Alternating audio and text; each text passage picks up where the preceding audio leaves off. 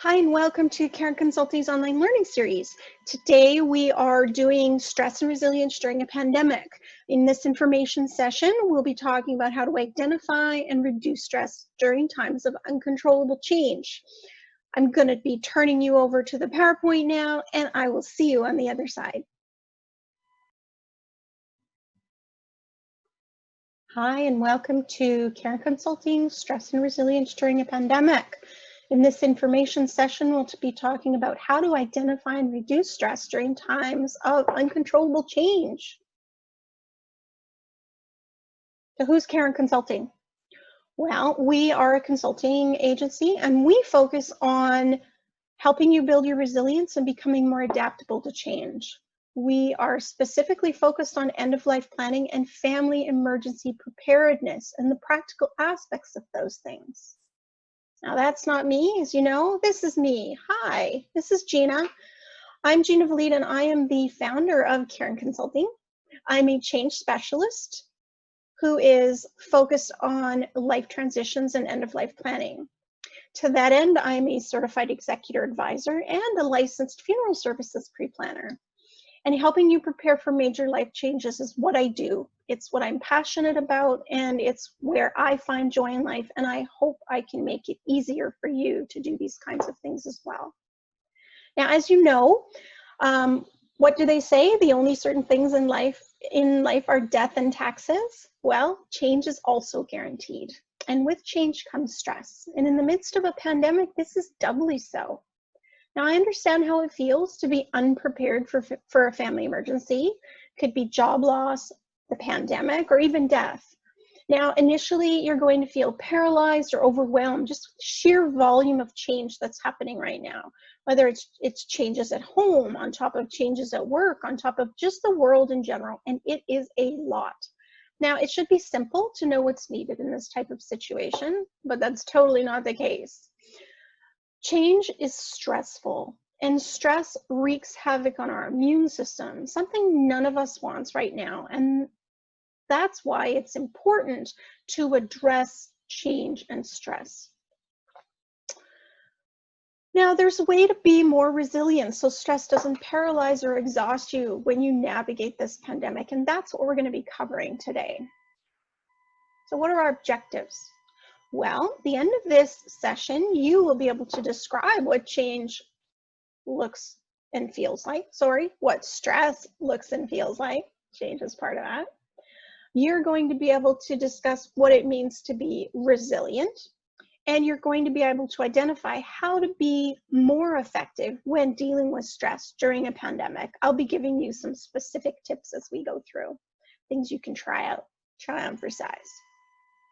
So what is stress? Well, Dr. Hans Selye, who was an endocrinologist and considered the father of stress research, just defines stress as the non-specific response of the body to any demand for change. The British Medical Journal in 1951 also added, stress, in addition to being itself, is also the cause of itself and the result of itself, meaning stress causes stress, and stress is a result of stress. So you have this vicious circle that is really easy to get locked into if you don't make mindful changes and focus on how to get out of that, that stress loop. So the model you have in front of you is Dr. Selye's stages of what we call the general adaptation syndrome. So as I like to say, you've got gas. And this is what stress looks like and how your body reacts. So notice that blue line around the middle, that 0, that is your homeostasis. That is where your body wants to be. It wants to be in balance. It wants to maintain a stable and consistent state. A blue line kind of looks like, you know, sunshine on the ocean. So you want to be calm. You want to be calm ocean, right? And that's where our body's always fighting back to get back to when we're in a state of stress.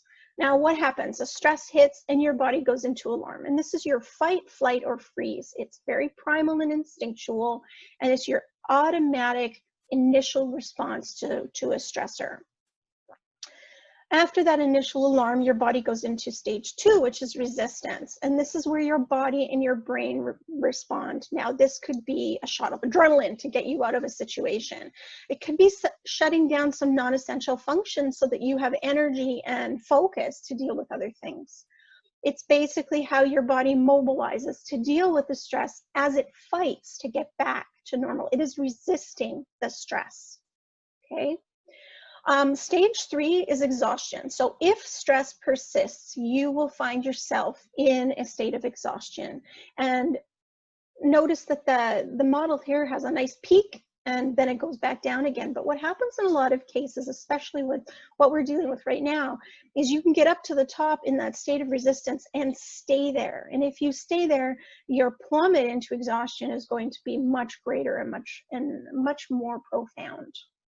Now you'll notice the downward curve after 3 puts us back to number 4, which is return to homeostasis.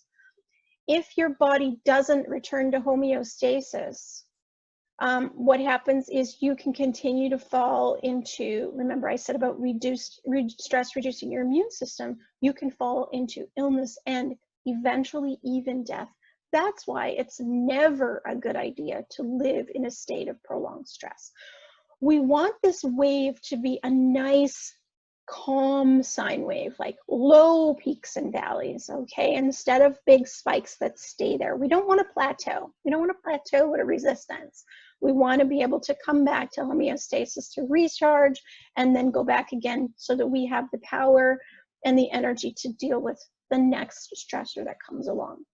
The other thing to remember is that low stressors are cumulative. So even if you've got a little bit of stress in one thing and you have a little bit of stress in another and another and another, like for example, during the pandemic, you have changes at work, you have change in your schedule, you have change with the people that you live with, you have change in all of these various aspects of your life, and those can be cumulative. Even if one or most of them are not highly stressful, there is that the effect of putting more and more stress on your body. Now, during the pandemic, our goal is to get through these stage 1 and 2, alarm and resistance, and back into homeostasis before we go too far down into exhaustion. Okay, that's what we're planning for. So that's what stress looks and feels like. So now what about resilience?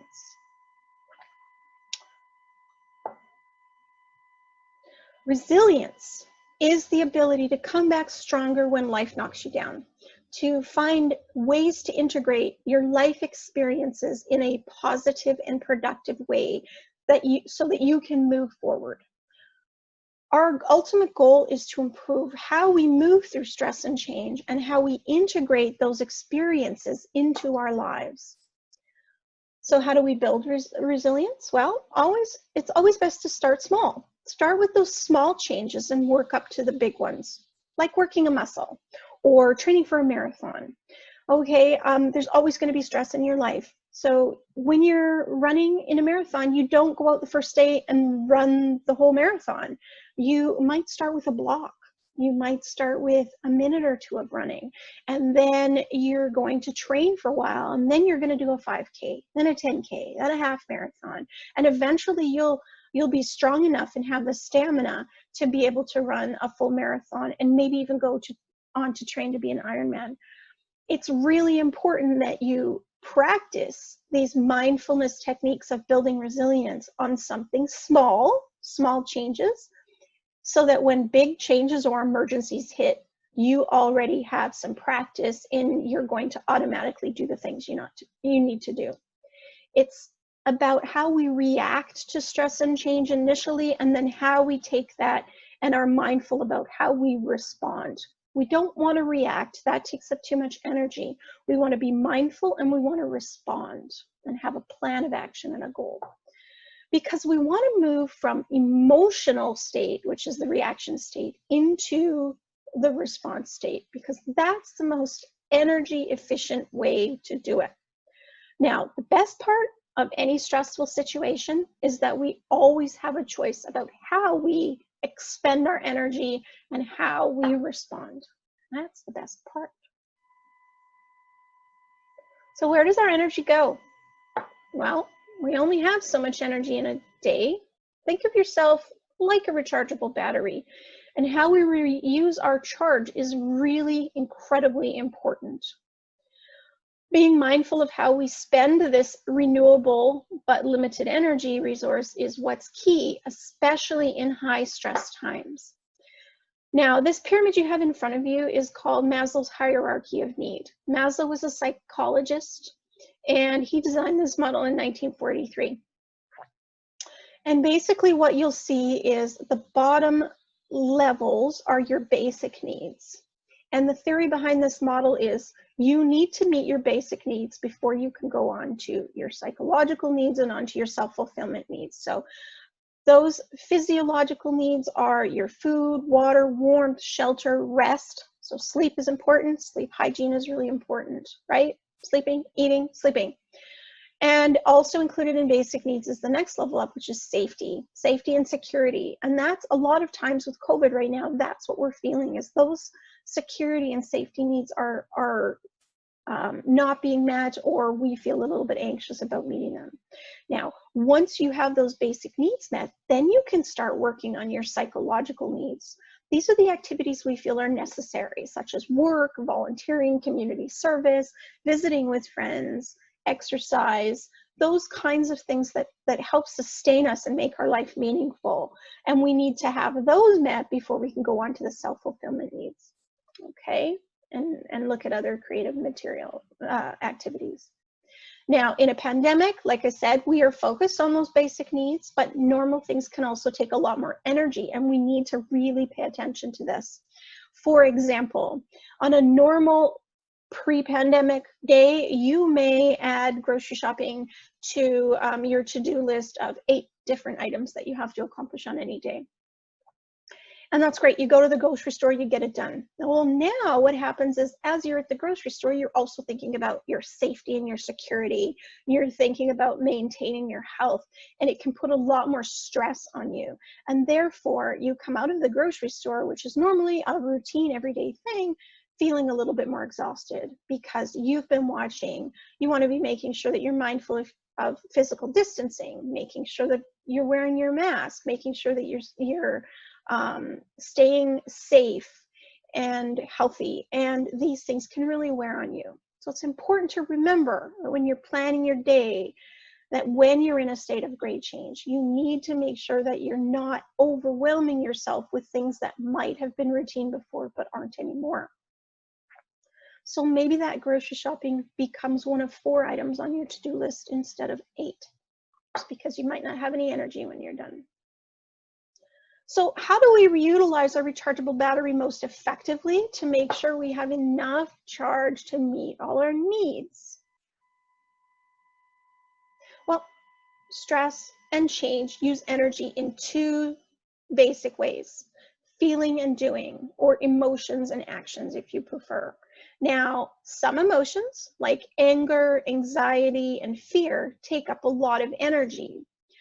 Feelings of helplessness or feeling of victimization are also draining your energy. So that's not somewhere we want to be.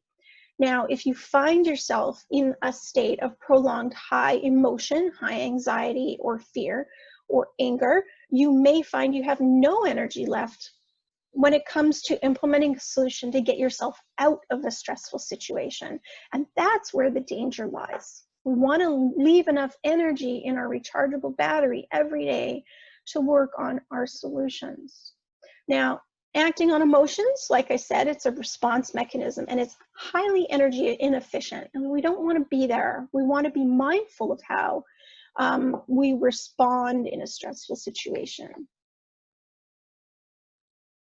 So, for example, in a pandemic situation, if we waste all of our energy being angry at how others are behaving, they're not wearing their masks, they're not following the arrows on the supermarket floor, they're not maintaining social distancing, and we're pissed off because they're not looking after our health, we're worrying about something we have no control over. And this can be a huge energy suck for you, and you don't want to get yourself in that situation.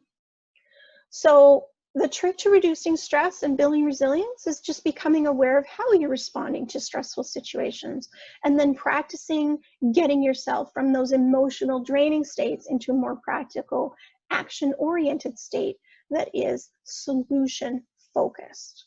So how do we do that? Well, we do that by being energy efficient. Now, we may not always have a choice about what happens, but we always have a choice of what we do about it. So what are we going to do? I have a very simple 3-step plan to help you get out of the emotional brain and into the solution practical brain. First thing we're going to do is we're going to acknowledge our feelings, and then we're going to check our charge. The second thing we're going to do is we're going to find our control, and we're going to take responsibility for how we respond. And thirdly, we're going to focus on a goal and have a plan. I'm going to look at each of these in a little bit more detail. So, acknowledging our feelings and checking our charge. First thing I have to say is your feelings are your feelings, so you just want to let them be, okay? Don't waste your time beating yourself up about being too mad, too sad, too demotivated. Just take a moment to breathe and check in with yourself. Don't judge, just observe. Once you've done that, then you can check your energy levels. Remember, you're a rechargeable battery, and you need to ensure that you have the energy to deal with what's going on. So you don't want to waste it all on high energy emotions. If you don't feel that you have enough energy to deal with a practical solution to what's going on, to deal with it, then it's time to practice a bit of self-care before tackling anything else. And again, that can be just maybe sitting in the moment and breathing a little bit. But taking on more than you can handle only works short term. And if you do this prolonged, remember, you're going to plummet into exhaustion, illness, and just not handle the situation at all. You can't get yourself out of the situation if you don't have energy to deal with it. Now, in a pandemic, that's a time for more self-care and less self-improvement. And if you're a caregiver, this is even more important. You have to maintain your own health to care for others. So watch for caregiver burnout. So when we're acknowledging our feelings and checking our charge, what's our pandemic plan? Well, very simply, again, I state self-care versus self-improvement. Stress is cumulative. Don't add anything new that you don't have to. You want to be removing things from your list. You don't want to be adding things. Now is not the time to be taking on a new exercise regime, a new self-improvement task, full decluttering of your life. You need to have those basic needs met first: food, water, shelter, sleep, and safety and security. Focus on those first. Once you've got those met, then you can move on to self-improvement if you so choose. Secondly, you want to anchor yourself in familiar things and mundane tasks. In a state of high change, you want to be able to ground yourself in things that remain the same. So whether that's your routine, if you're working from home, maybe you want to get up at the same time that you would normally get up to get ready to go to the office, and give yourself a little bit of extra time for self-care in the morning, which normally would be spent on the commute. Your commute could be your self-care time. Doing mundane tasks where you don't have to expend a lot of brain energy, whether it's unloading the dishwasher or folding laundry or whatever your happy place is in mundane tasks. Use that as an anchor and some grounding for you during times of high change. Next, we have downsizing and declutter. You need to downsize your to-do list in times of high stress. It's difficult to focus when we're stressed, so making your list smaller and taking out anything that's not a must-do, but is a nice-to-have, you want to get rid of it. And then take what's left on your list and break it into smaller tasks. This is really, really helpful because we can't always focus when we're in a high stress, or we can't focus as well. Maybe you only plan for a day instead of a week, or half a day instead of a full day, or even just plan hour to hour. And if you're really, really stressed, plan in 15-minute increments. That's okay. Next, we want to declutter. Declutter your life and your mind. Less visual and mental noise is less stressful. So try to find one place in your house, even if it's your workstation or a place where you sit in your comfy chair, and just make sure that you've removed any extraneous visual and mental noise, whatever that looks like for you. And lastly, you want to take 10 minutes each and every day for self-care, 10 minutes for connecting with people in the outside world, and 10 minutes to actually get outside. You can do all three of these together and do 30 minutes of self-care if self-care is taking yourself for a walk, or you can do them in 10-minute increments. Even the busiest of schedules can include 10 minutes of taking care of yourself. Okay, connecting, take 10 minutes to type up some emails, do a Zoom call, pick up the phone and talk to someone, and just get out of that headspace. Pattern interrupts are really, really key to helping reduce your stress level. It just kind of gives you a reset. Pattern interrupt is going from what you're doing on a routine basis and what you're working on to doing something completely different, so that when you go back to your task, you're refreshed and you can look at things in a new light. And when your batteries have some charge in them, it's time to figure out what you have control over. And that is step number 2, finding control and taking responsibility. Things don't happen to us, they just happen. So we want to get away from this victim mentality no matter what. The other thing is we don't want to focus on the past. The past is done. There's nothing we can do about the past. We don't have energy to deal with that right now. All we do is learn from it and move forward. Now, when you think about change, change is about risk and opportunity, and we need to acknowledge and address the risk that's associated or the danger that's associated with the change, but we need to focus on the opportunity. And we focus on the opportunity by finding what we have control over. So ask yourself, when you're in a stressful situation, don't focus on what's happened already or what you've lost or any of that. You want to focus on what can you do? Where do you have control? Ask yourself, what can I do to change the situation? Then ask yourself, what can someone else do to change the situation? Because we always forget to ask for help. This is really, really key. And then thirdly, what can be done to avoid or eliminate the situation? So if you're finding yourself in a high stressful situation, ask yourself, do you really need to be there? Right? Do you need this drama in your life? What can you do to eliminate this situation? Or just not go there? It's okay to say, sorry, I can't make this this event. I have plans. Something came up. You don't have to tell them what came up is your own self-care, your own self-preservation. You don't owe anybody an explanation. You just can say, I can't make it, and that's okay too. We have control of what we do and how we respond to stress. We don't have control about how anybody else behaves. So how do we do that in the pandemic situation? Well, again, we need to take responsibility. With sudden change, you need to ask yourself what you are going to do about it. Not what anybody else is going to do about it, what you are going to do about it. Remembering again that you have other resources, and sometimes what you are going to do about it is you're going to ask someone for help. Now, we can expend a lot of unnecessary energy trying to control or change the unchangeable. You want to watch for the unchangeable and those uncontrollable stressors and not focus on those, because those will suck the energy right out of you. You want to stay focused on what you have control over. And we want to, again, respond and not react. So that's where you take responsibility. What am I going to do about this situation? If it's your situation to do something about. Which brings us to our pandemic plan. And this is about identifying the unchangeables versus the controllables. You need to know the difference between what you have control over and what you don't have control over, what you can change and what you cannot change. It's really, really important.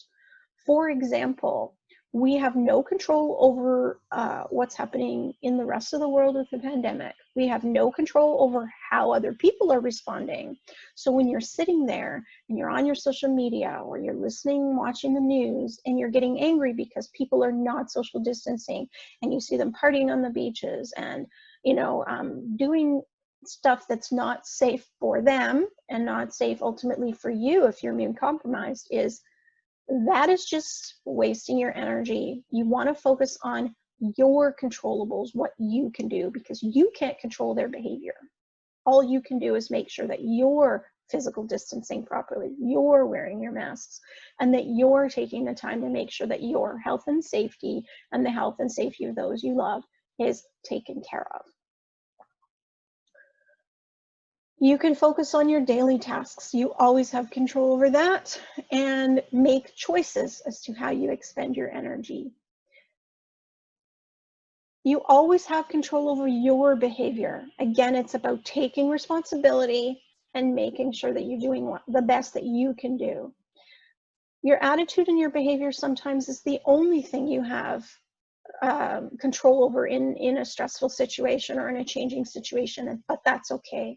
If you're focused on your behavior and your attitude towards what's going on, then you still have control. You're in control, and that's where we want to get. That in itself alleviates a ton of stress. Having said that, be very aware of your language choice. When you use phrases like, I have to do this, or I should be doing this, I should be social distancing better, I should be exercising more, I should be eating healthier, what you're doing is, should is shaming language. And what you're doing is you're telling yourself you're not good enough, and that you're trying to shame yourself into doing what you consider the right thing. Now, remember what we said about not judging our emotions. This also comes with not judging our behaviors. We want to change from shoulds, which is shaming, and have tos, which is disempowering and victim language, to get to choosing to. So instead of saying, I have to feed my children, you can say, I choose to feed my children because I love my children and I don't want them to starve. Something as simple as that. Instead of saying I have to do laundry, you could say I choose to do laundry because I like wearing clean clothes. It's very simple fix, very simple shift that you can do, and it makes a huge difference in your mental well-being. So watch your language and how you're speaking to yourself and how you're speaking to others.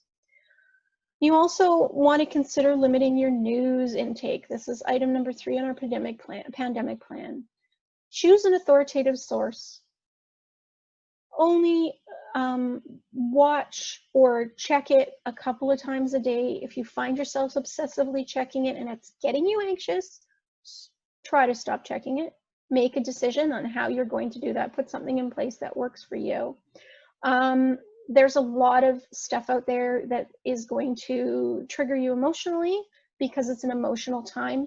And so you really want to be careful about how you're bringing that stuff into your life.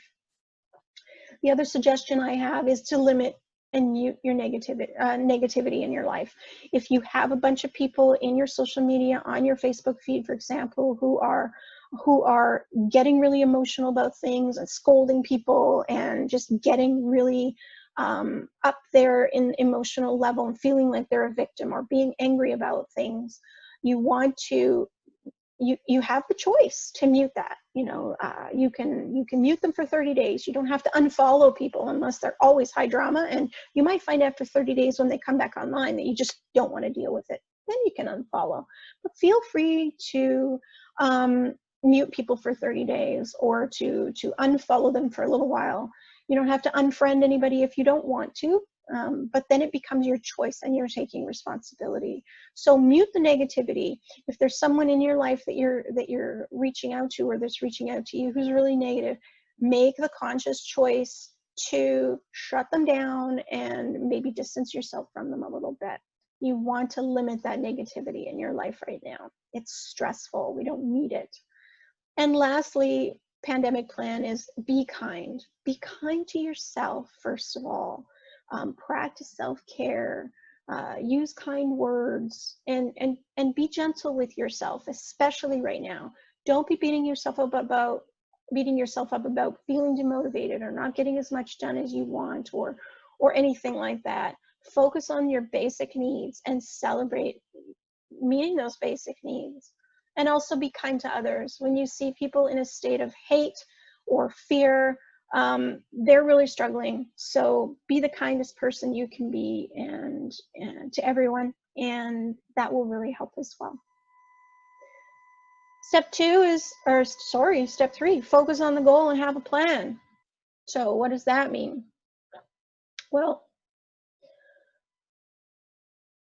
once you figure out that what you have control over, then you can pick a goal and make a plan. So the focus with any change, the tendency is to focus on what we've lost. But we don't want to do that. We want to focus instead on the task at hand and the path forward. Having a plan removes a ton of stress from our lives. And in high stress situations, like I said before, you can just plan for the next 10 to 15 minutes. Even if it's just for the next hour, you'll be expending your energy on the right things. So when you're taking that breath at the beginning, checking in with yourself, okay, what's the plan? What are we going to do here? Then you know you're using your energy correctly. You have a goal, you have a plan, you have the energy to deal with it. Now you can move forward. And there's some very simple things you can do to make sure that you're expending your energy wisely on focusing on the plan. Write it down. This is a great tool when in a state of high stress, you don't have a lot of focus. Your memory can be a little bit dodgy. So write things down, record them on your phone, whatever you need to do. Stress makes us forget. And that in itself, again, it's that vicious cycle, right? It's feeding back into itself. So you're stressed out, that you can't remember, and then that makes you more stressed out. So write it down, use it as your second brain. Carry a notepad with you, keep a scrap of paper with you, use your voice recorder on your phone, whatever you need to do. Just give yourself a little bit of breathing room, because your mind is not going to be necessarily as sharp as it normally is. Next in your pandemic plan is you want to take baby steps. Choose smaller increments of time for tasks, and then celebrate those small victories. So when you feed yourself, when you manage to get up and get dressed and actually put pants on in a day, celebrate those small successes. That in itself is a means of self-care. It demonstrates that you have control, what you have control over, and it's going to give your system a little bit of boost. Science has proven that checking off a little box on your to-do list actually gives your brain a little shot of endorphins. So you're writing things down, you're writing a to-do list, keep it short, keep it simple, but then when it gets done, check it off. It'll give you a bit of a boost. It's okay to celebrate even the smallest of victories. You know, I got up and I got to adults for an hour today. That's good too. And lastly on your list, you want to check in regularly and adjust your plan as needed. You always want to be checking in on your energy levels. Remember when we talked about going to the grocery store and how normally it's not going to take you a lot of physical, mental energy to go to the grocery store, but the mental load on going to the grocery store right now with the new way of doing things and the new way of acting in a situation can really be stressful. So it's okay to check in with the plan and adjust it as needed, and continue to be mindful of your energy levels. And if you don't have the energy to do that fourth thing on your list of 4 today, then adjust the plan as needed and reprioritize. And just continue to do your check-ins so that you don't wear yourself out and get exhausted.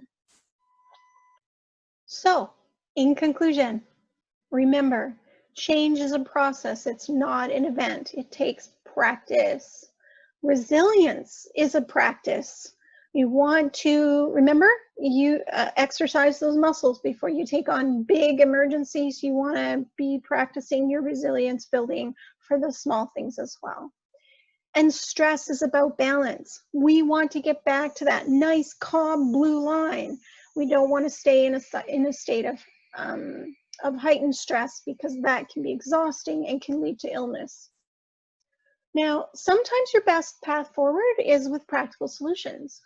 Sometimes it's with additional self-care. Know yourself. Be mindful of how you're feeling and your energy levels. Now, at any point you find yourself stressed out, what are you going to do? Well, you're going to take a breath. You're going to acknowledge your feelings, and you're going to refocus on the goal. Being mindful and checking in will reduce your stress and keep you motivated and energy efficient, which is what we want. We want energy left over so that we can move on to those practical solutions to get ourselves out of or through stressful situations and change.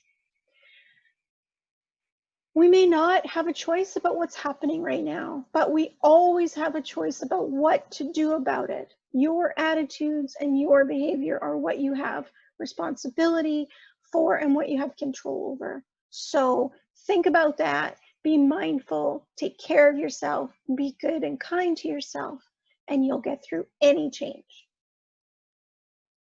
Thank you. And we're back. Hi. Thanks for watching this online learning series and this information session on stress and resilience. At Care Consulting, we know you're the kind of person that wants to be prepared for major life events like the pandemic. And in order to accomplish this, you want effective strategies to get things squared away. The problem is you don't always have a lot of time, you don't know where to start, and that can leave you feeling a bit overwhelmed and unprepared. I completely understand how it feels to be faced with stress caused by job loss, illness, and death. And I believe it should be simple to get your ducks in a row. And that's why I've focused on making these things manageable for even the busiest person. So if you have found this information useful, please check out my website, www.careandconsulting.ca, or contact me today. You can do that through the website as well.